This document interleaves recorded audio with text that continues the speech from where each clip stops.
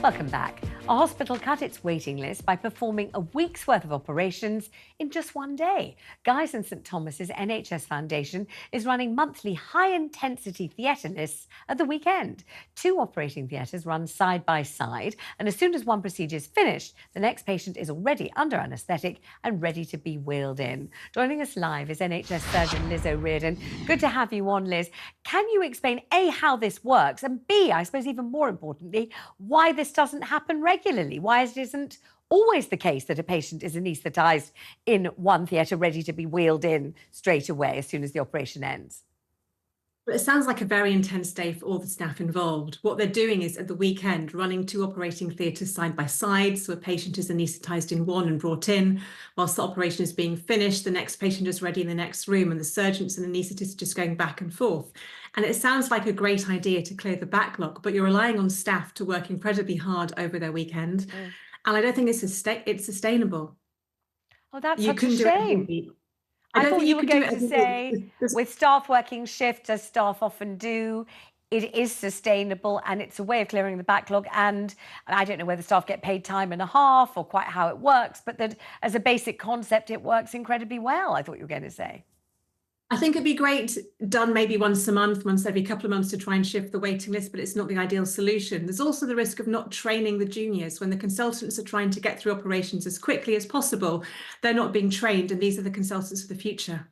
Although you might say at least they get to witness very many more, so they've seen an operation done twice as often as they might have seen it if they proceeded at the normal pace.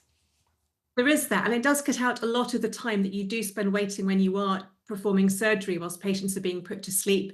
But you need a little bit of that time just to think and focus your head on the next case. But this is a fantastic idea to try and cut the waiting lists, and I'd love to see what happens next. So if it's a fantastic idea, is there a possibility that other hospital trusts might start to roll it out, or might even send personnel to watch how they're doing it at Guy's and St Thomas's and just emulate that model? Potentially, and if you can get the staff willing to come in at the weekends and you can afford to pay for them, then it could be a great way just to start clearing the backlog. And in terms of, disinfecting and hygiene and sterility and all that kind of thing, is that's not compromised by wheeling in a pre-anaesthetised patient from outside the theatre?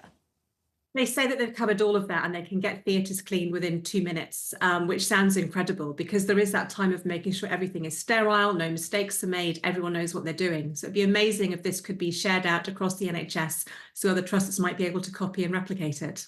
Are there any other countries in the world where they do this or where they behave like this? Are there, for example, private clinics where this kind of operating schedule is already up and running? I think it may happen in the private sector where there is less downtime between patients. But again, it's patients are then paying the cost to have the operation. I don't know how often it happens. Right. But as far as you're concerned, you're not sure that the staff would be up for it. You're not sure that there is the money available to fund it. But in principle, you like it. Yeah, I do. It's a good idea. And would you have been happy operating under those circumstances yourself?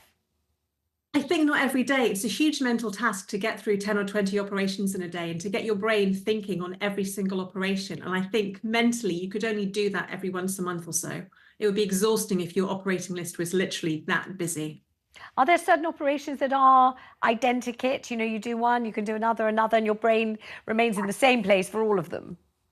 There are some routine diagnostic operations where you're having a look in someone's bladder, for example, that don't need a lot of concentration, and that may be a great thing to do with this. But I think something more technically challenging, you do want a bit of breathing space so you don't feel rushed to get through so you can get on to the next patient.